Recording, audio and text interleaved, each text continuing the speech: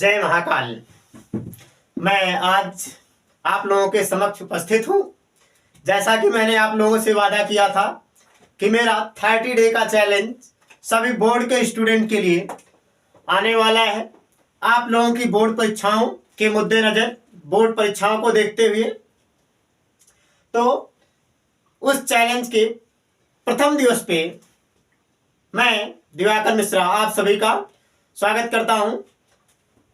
आप लोगों को अगले 30 दिन तक मेरे साथ रहना है और मैथ के उन सभी टॉपिक्स को नस से नाबूद करना है।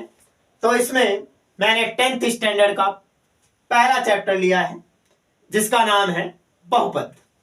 बहुपद को पॉलिनोमियल भी कहते हैं इंग्लिश में।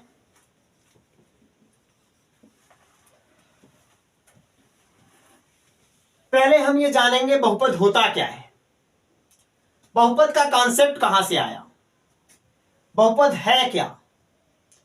छोटी क्लासों में आप लोग सीखे होंगे कि जैसे कोई इक्वेशन लिखा गया है x + 5 = 10,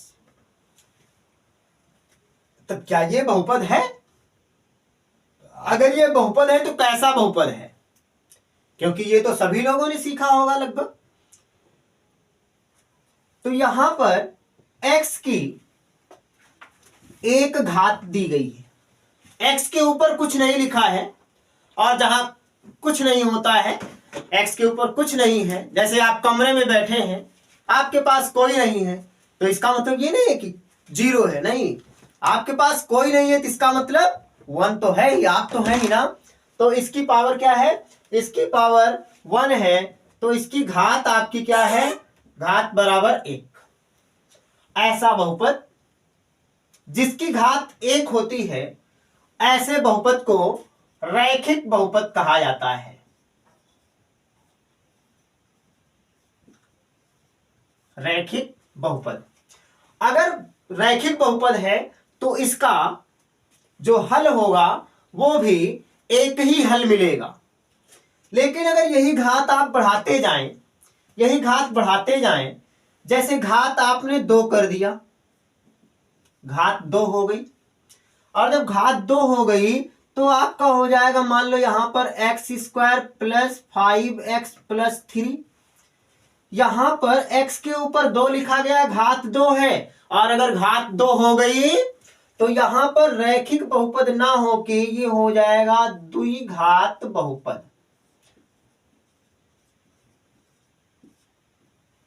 द्विघात बहुपद। लेकिन अगर यही 2 से ज्यादा हो जाए, घात अगर 3 हो जाए, जैसे यहां पर x³ + 6x² + 8x + 9, ये मैंने x³ लिखा, x³ लिखा मतलब x के ऊपर 3 लिखा गया है, और जब x के ऊपर 3 लिखा गया है तो घात भी 3 हो गई, तो इसको कहते हैं त्रिघात बहुपद।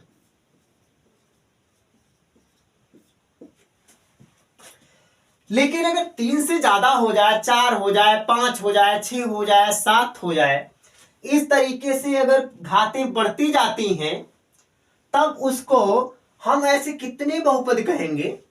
तो उसको हम कह देते हैं सिर्फ बहुपद है, मतलब पॉलिनोमियल है। अगर हम बहुपद के स्टैंडर्ड फॉर्म की बात करें, मतलब जो मानक रूप होता है उसकी बात करें, तो मानक रूप क्या है?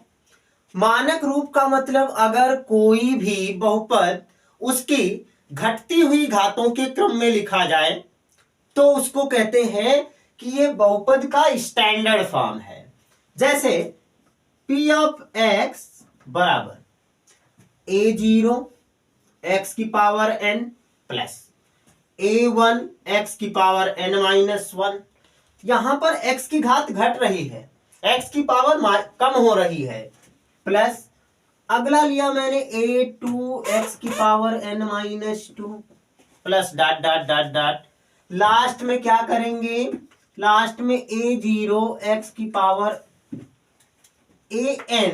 एक्स की पावर n माइनस एन, और n माइनस एन का मतलब होता है 0। मतलब यहां पे सबसे हाईएस्ट पावर क्या है, सबसे हाईएस्ट पावर n है। ऐसा बहुपद जिसकी अधिकतम घात n है उसे क्या कहा जाता है, उसे बहुपद का मानक रूप कहते हैं। यहां पर आपको दिख रहा होगा a0 क्या है, a1 क्या है, a2 क्या है, a3 क्या है, इस तरीके से ये सारी चीजें। तो ये सभी क्या है, ये सभी जो वेरिएबल टर्म है, मतलब जिसकी वैल्यू नहीं पता है, उसके कोफिशिएंट हैं, उसके गुणांक हैं। ये अंक अचर रहेंगे, एक कोई गिनती रहेगी। ठीक है, यहां तक समझ गए? क्लियर? यहां तक आपको समझ में आ गया? अब हम इसके नेचर की बात करते हैं कि भाई हमारा अगर क्या है, रैखिक बहुपद है तब कितने रूट मिलेंगे, द्विघात बहुपद है तब कितने रूट मिलेंगे, त्रिघात बहुपद है तब कितने रूट मिलेंगे। ऐसे आपका अगर फोर्थ घात का है तब कितने रूट मिलेंगे, कितने उसके हल मिलेंगे। तो इसको हम पहले ग्राफ से समझते हैं, क्योंकि ग्राफ आपके माइंड में एक ऐसा आइडिया डेवलप कर देता है जिससे आप किसी भी क्वेश्चंस को इजीली सॉल्व कर पाते हैं अपनी थिंकिंग को डेवलप करके। समझ गए? चलिए इसके कुछ एग्जाम्पल लेते हैं और एग्जाम्पल के साथ समझते हैं कि कैसा बहुपद है और इसकी कितनी हल है, कितने इसके मूल मिल सकते हैं। तो मैंने क्या किया, एक बहुपद मान लिया जो y बराबर f ऑफ x के फॉर्म में लिखा गया है। इसको हम जनरली p ऑफ x ही लिखते हैं 10th स्टैंडर्ड में, तो इसको मैंने p ऑफ x ही कर लिया। मतलब y जो है x के फॉर्म में लिखा गया है, और जब y x के फॉर्म में लिखा गया है तो मेरे प्यारे बच्चे, जितना यहां पर x की जितनी पावर होगी या x एक्सिस को जितनी बार कट करेगा उतना ही इसका सॉल्यूशन मिलने वाला है। और ऐसा क्वेश्चन आपके पेपर में एक क्वेश्चन जरूर आता है 100%। अगर आज आपने ये क्लास देख ली तो आपके 1 मार्क्स फिक्स।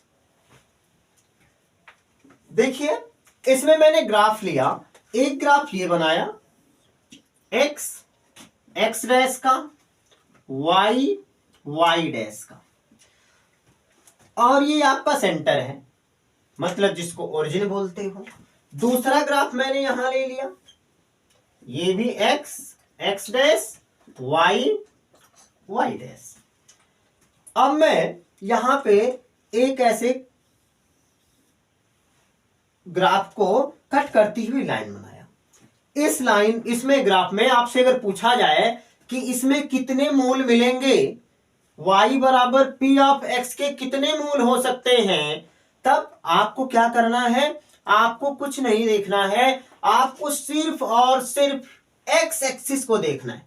x एक्सिस देखें कि x एक्सिस पे कितने टाइम कट कर रहा है, तब x एक्सिस पे ये वाला ग्राफ कितनी बार काट रहा है। एक तो भाई इधर काट रहा है, और दूसरे ये भाई साहब यहां पर काट रहे हैं, और तीसरा ये यहां पे काट रहा है।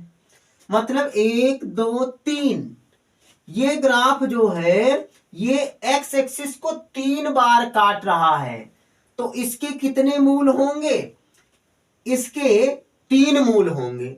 अब कोई आपसे पूछ ले ये कैसे पॉलिनोमियल का ग्राफ है, तो आप कहोगे कि ये जो है ये त्रिघात पॉलिनोमियल का ग्राफ है, त्रिघात बहुपद का ग्राफ है।